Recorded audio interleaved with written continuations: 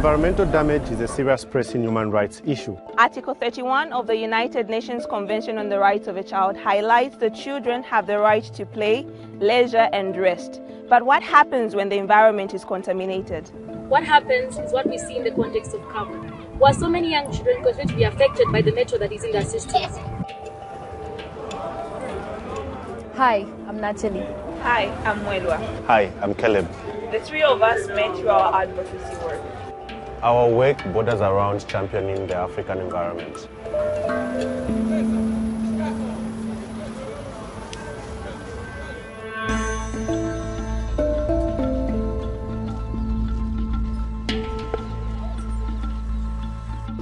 Kabwe was home to a lead mine since 1904 to 1994.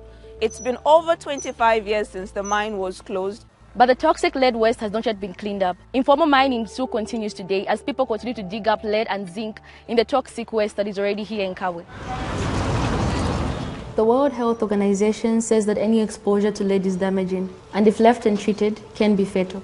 Medical research shows that over 95% of children living in areas near the mine have elevated lead blood levels, and tens of thousands require medical attention urgently.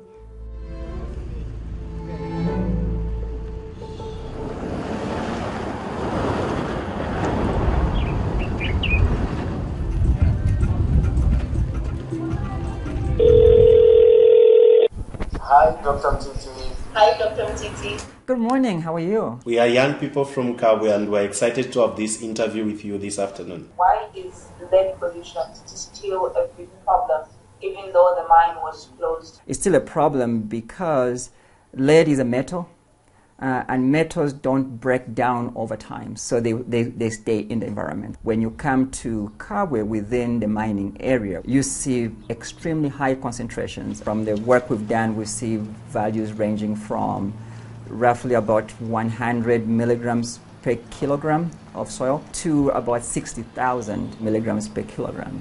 These numbers are extremely high and unsafe. The people coming into contact with any of these highly concentrated soils are exposed to this toxic metal.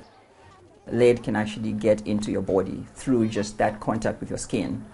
Because children are growing, lead actually has a big negative impact on them. It affects the way the brain grows and develops, which impacts their cognitive functions and abilities. It affects their learning. In some cases, you would see children exposed to lead who have poor memory, really stunted growth. Depending on the exposure, we can see it might affect the kidneys and other body organs. Neural system is affected. It's really a terrible toxic metal to be exposed to as a child. But it's not just children that are impacted. Adults are also affected very severely.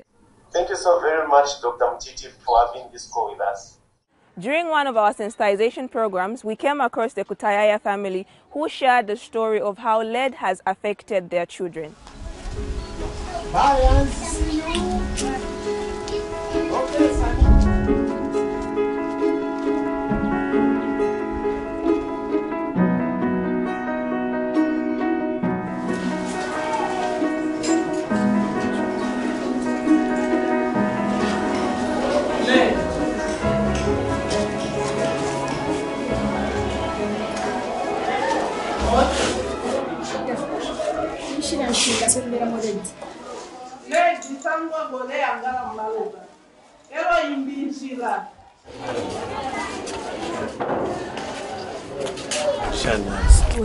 Wadira? Yeah. School ilenda Shan. Ilenda February. So nga wakola finshu foku ba uru finshu foku chita. Foku wa msoja. Finshu faida kuwa msoja. Even nganya kuwa msoja ngana kola. Then panchita wewe free kubondi finshu chita. Te abora. Ora te abora. No goalkeeper. Ote number 1. Number 1. Okay.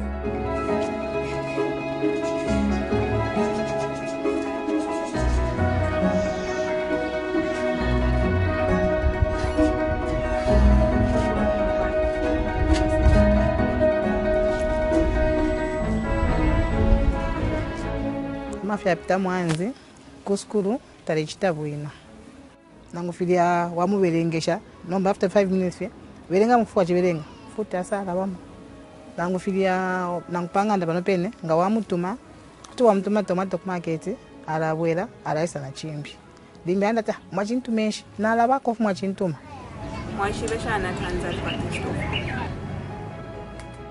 after bampima ku clinic mutu aisha tunapata chitofu ababa batatu anzi nomukamba wakwe na umbu mlango So you know bari pimishapo na venda. bonse bali bapima Funshani simu for hanza kwa daily problem ya chitofu. Asikwaba chitofu. awe shumfa wili ngane mfya shumfa wili mpanono kandengile matuma mwana kumtasha kekala shani pa life yako.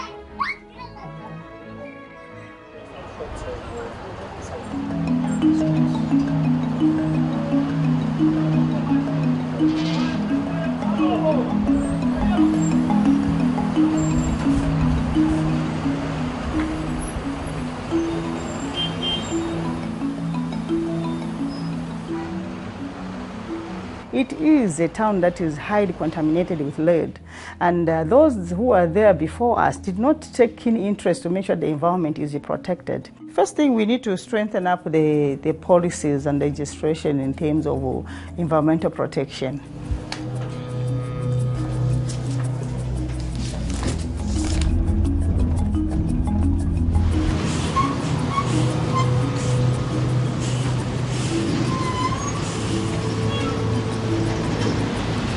As the duty bearers are running out of excuses, we as young people are running out of time. Children are still going back to contaminated homes, contaminated playgrounds, contaminated schools. That is why I believe as young people we have a message for the government of Zambia. It is important for the government to come up with a comprehensive remediation program, one that actually addresses the source of the contamination. The government must provide treatment for affected children.